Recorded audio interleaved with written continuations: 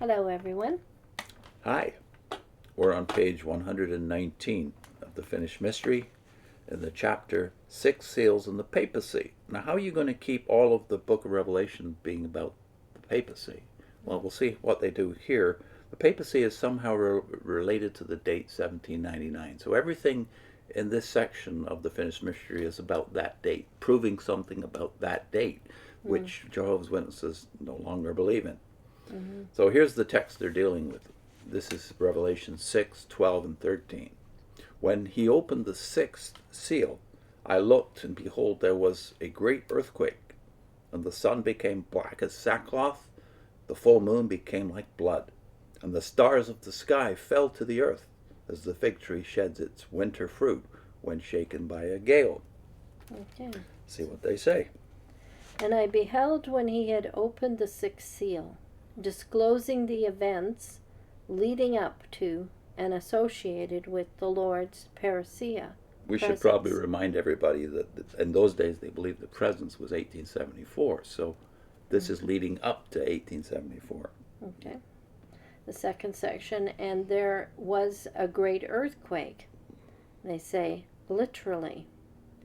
The great Lisbon earthquake, November 1st, 1755, which extended over 4 million square miles, shocked all Africa and Western Europe, including Scandinavia and Greenland, slew, is that 90,000 persons in Lisbon, and many thousands elsewhere, destroyed every church and convent in the city, caused a tidal wave 60 feet high, split mountains from top to bottom, sunk an immense area to the depth of 600 feet, and threw sailors to the decks, hundreds of miles at sea.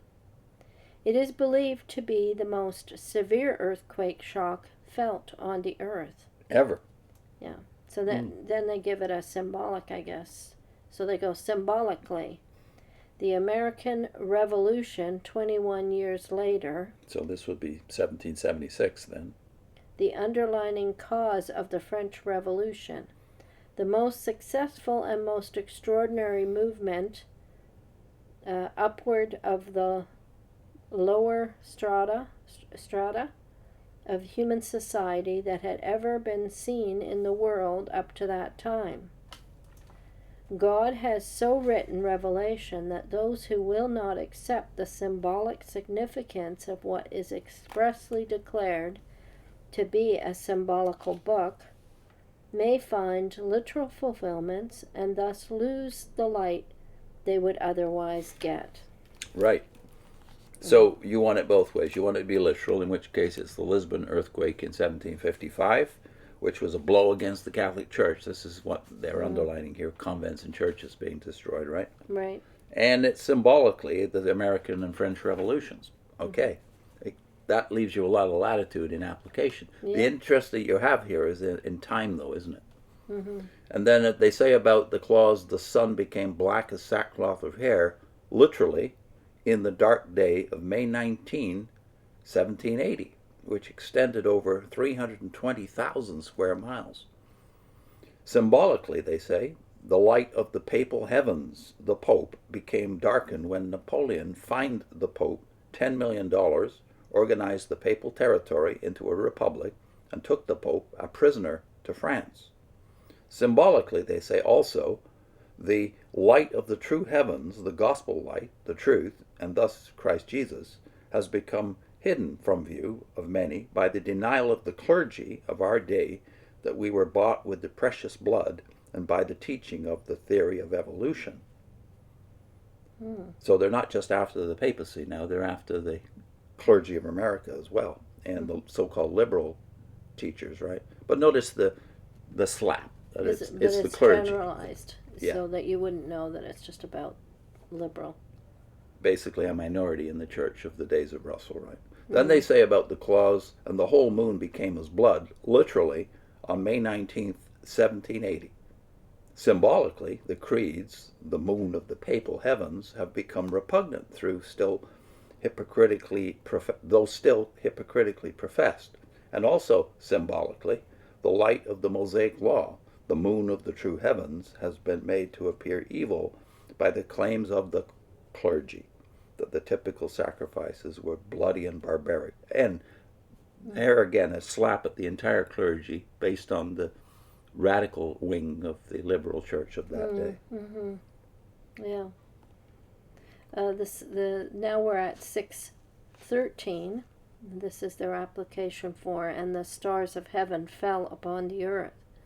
Literally, the how do you say that? Meteoric shower of November 13, 1833, covered 11 million square miles. Yeah. Symbolically, the bishops and the priestly stars of the papacy fell from their positions of power and influence over the minds and conscience of people.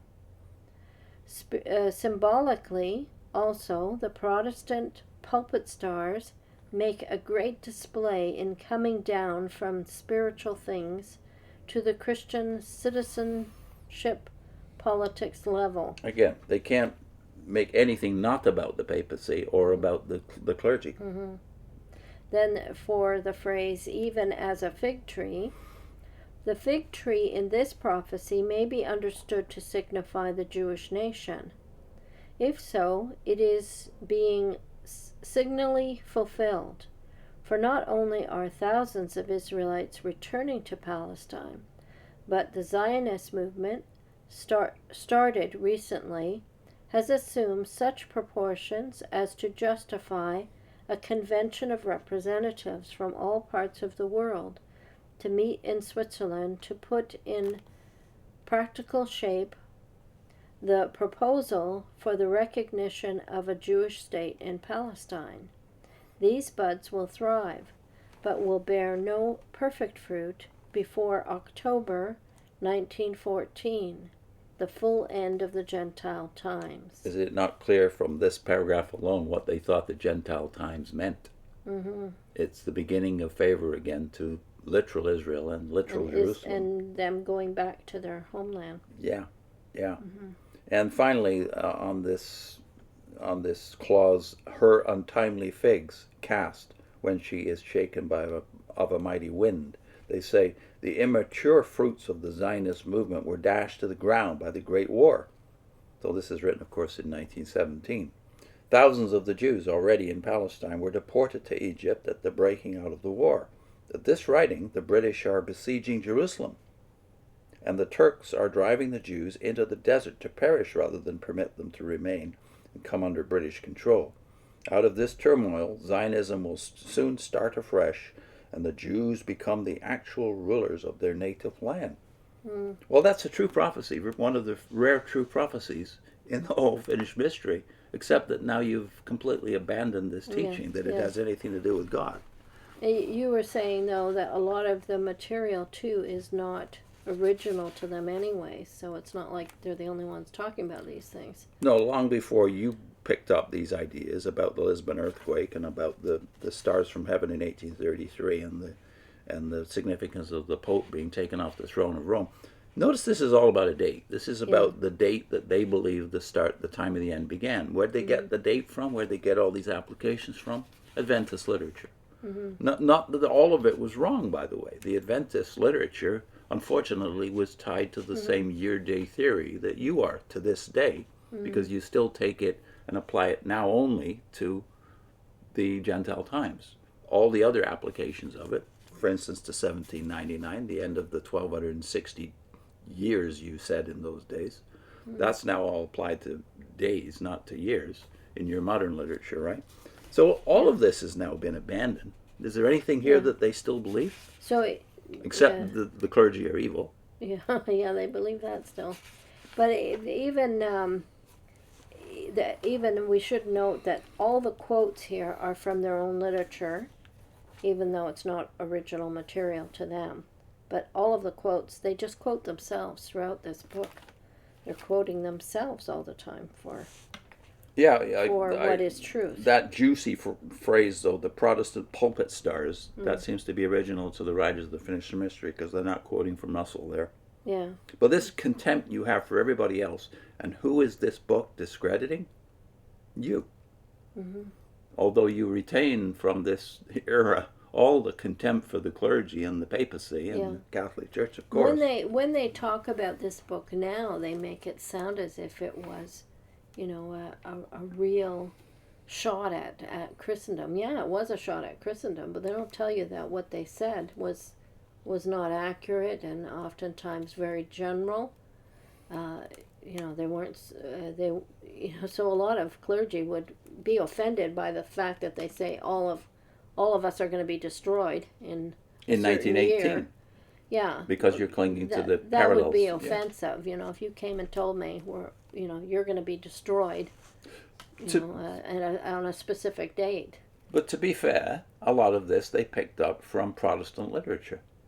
But the point is, not all Protestants were compelled to believe this, but you have been compelled by your leadership to believe everything they say, and to be loyal to, in this case, Russell, and then later to the reinterpretations of Rutherford. So I just wanted to give credit where credit is due, though. The dates have been picked up from the year-day theory as preached by people even before Adventism got going. People, prophetic teachers from the 18th and the 19th centuries, even some going back a bit further. But the great majority of Protestant interpreters of prophecy did not subscribe to the year-day theory. It was embarrassed by the turn of events from 1844 onwards, the Miller movement. It was embarrassed and finally dropped altogether, except by a few. It wasn't forced upon people in whole denomination. No. You must believe this, and it applies to this date and That's this right. event, and you know. So those who did do that, I think, had to repent afterwards. They did. So some people I still respect because their general prophetic teaching is much more sound than the Watchtower. Some of them did cling to this. Grant and Guinness is one, Burke's, Bickersteth in the Anglican tradition. But J.C. Ryle is of the same generation. He didn't cling to it. Most of the McLaren, you've never found any references to the year-day theory of McLaren, or Spurgeon, and they're all of this very generation. So you had a choice in those days. You could do what Russell did and make everything about the times and seasons and the year-day theory, or you could do what J.C. Ryle and McLaren and Spurgeon did, which was, I don't see it. I can't prove it. I'm not going to preach it. Yeah. I think that's another big difference is when you're reading Christians from different periods of time, yes, they're influenced by their time, that's for sure, but you don't find that they insist they're the only voice of God and you must be listening to them. Yeah. So that's a big difference. You don't have to agree with everything they say. You can disagree. You can not be convinced by something they preach. That doesn't make them totally worthless, that you can't be blessed by their writings, but you're not going to be convinced by everything. No. Even your favorite. They're not going to convince you on everything. No. What's the link this We're going to time? link to a video, Ryle on the Gentile times. Yeah. Or if only we'd listened to J.C. Ryle about what the Gentile times meant, and also followed his example with respect to not setting dates. See you next time. Bye.